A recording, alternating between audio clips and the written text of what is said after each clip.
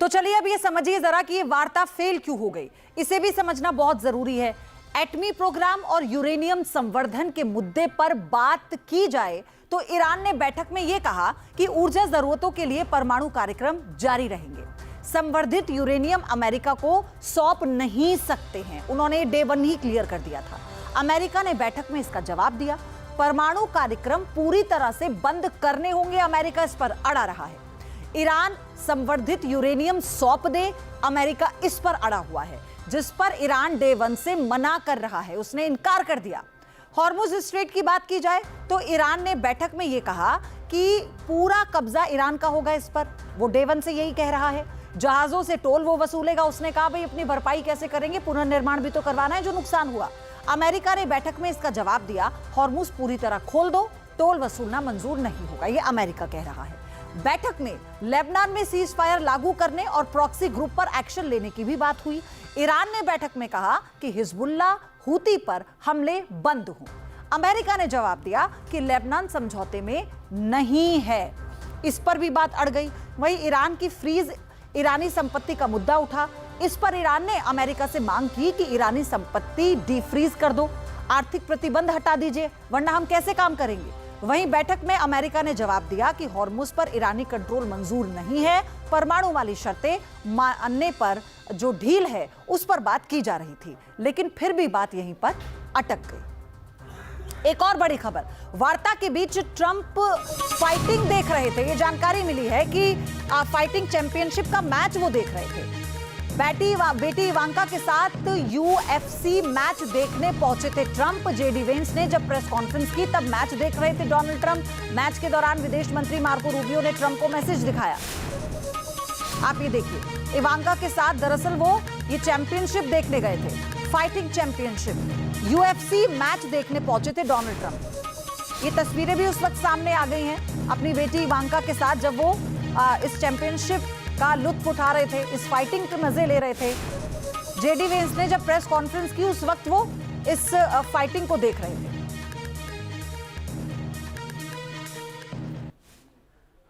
तो खैर अब अलग अलग जानकारी सामने आ रही है। मेरे वरिष्ठ सहयोगी मधुरेंद्र हमारे साथ स्टूडियो में लगातार बने हुए। मधुरेंद्र, इससे इतर अब ये वार्ता असफल हो गई, ये हम सब जानते हैं। इससे आगे के हम किस पिक्चर में दोनों दिशाओं को देख रहे हैं? अब सवाल ये उठता है, जेडी वेंस का धमकी देकर और एक नए प्रस्ताव को देकर इस्लामाबाद से चले जाना, और ईरान का ये कहना कि अमेरिका तो बातचीत करना ही नहीं चाहता था। देखिए, अब सब कुछ डिपेंड करता है कि ईरान का अगला रुख क्या होता है, क्योंकि जो प्रस्ताव देकर अमेरिका वहां से वापस लौटा है, उस प्रस्ताव पर ईरान जो है वो आगे क्या रिएक्ट करता है। क्योंकि आप देखिए तो जो रिजिडिटी थी, एक तरह से लकीर खींचने की कोशिश की थी ईरान ने कि जब तक लेबनान में युद्ध विराम नहीं होता तब तक हम बातचीत नहीं करेंगे। लेकिन वहाँ हमने देखा कि ईरान ने निगोसिएशंस के लिए थोड़े खुद को लचीला बनाया। लचीला बनने के बाद ही जो डेलीगेशन है वो इस्लामाबाद आया और फिर बातचीत हुई, क्योंकि लेबनान में तो सीज फायर नहीं हुआ, बावजूद इसके बातचीत हुई। तो ये ईरान के रुख का लचीलापन दिखाता है। लेकिन अमेरिका जो है वो अपने जो रुख है उस पर अड़ा रहा, तो ईरान ने भी तल्खी दिखाई और ये बातचीत डिटेल हो गई। अब सवाल इस बात को लेकर है कि हॉर्मुज का क्या होगा। अब सवाल इस बात को लेकर है कि अमेरिका जिस बात को लेकर रिजिड है कि न्यूक्लियर प्रोग्राम ईरान को रोकने ही पड़ेंगे, और ये लॉन्ग स्टैंडिंग है, कोई ऐसा नहीं है कि अमेरिका का नया रुख है। अमेरिका पिछले 47 साल से ये रुख जो है बनाए हुए है। लेकिन मधुरेंद्र, जब ईरान ये कह चुका है कि भाई हम परमाणु बम नहीं बनाएंगे, लेकिन हम अपना संवर्धित जो यूरेनियम है वो किसी कीमत पर आपको नहीं सौंपेंगे। दूसरा, उसने हॉर्मुज को लेकर भी क्लियर कर दिया था कि भाई इस पर तो हम टोल वसूलने वाले हैं, लेकिन इस पर अमेरिका का कोई अधिकार नहीं है, इस पर हमारा है, ओमान और हम तय करेंगे। तो फिर बात तो यहीं अटकी है ना, पहले भी यहीं अटकी हुई थी। देखिए, सवाल जहां तक हॉर्मुज को लेकर है तो हॉर्मुज को एक हथियार बनाने की कोशिश ईरान ने की है, और जाहिर तौर पे उस हथियार को छोड़ना नहीं चाहता। लेकिन सबको मालूम है कि हॉर्मुज एक इंटरनेशनल वाटर का एरिया है और वो जाहिर तौर पे किसी भी देश की जागीर नहीं है। लेकिन वॉरफेयर में इस तरह के हथियार बनाए जाते हैं, इसका इस्तेमाल ईरान ने बखूबी किया है। दूसरी तरफ अगर आप देखिए तो लेबनान जहां तक है सुलगता हुआ, वहां पर रणनीति अलग दिखाई दे रही है, क्योंकि वहां अमेरिका इंटरवीन करने को तैयार नहीं, इजराइल वॉर रोकने को तैयार नहीं। दूसरी तरफ आप देखिए तो लेबनान में बैठी हुई जो सत्ता के लोग हैं वो सीधे तौर पर देखें तो वो इजराइल से बातचीत कर रहे हैं, वो इस वार्ता में पड़ना नहीं चाहते। तो यहां पर हम देखें तो तीन अलग अलग आपको दृष्टिकोण दिखाई देते हैं। लेकिन सवाल इस बात को लेकर है कि क्या इसके बाद वॉर या फिर शांति के कुछ रास्ते बचे हुए हैं।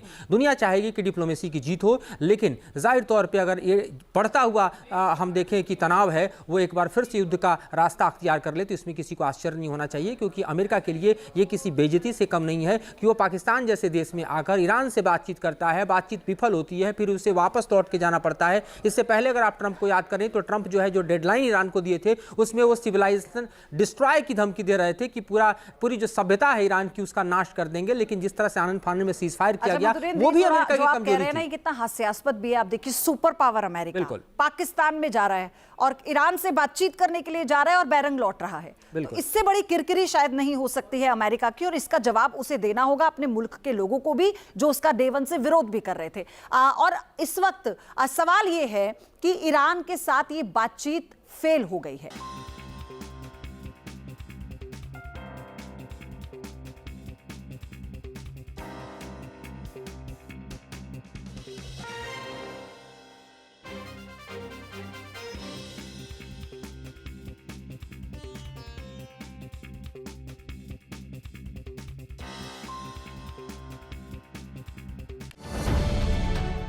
अब से डीडी फ्री डिश की चैनल नंबर 57 पर देखिए न्यूज नेशन।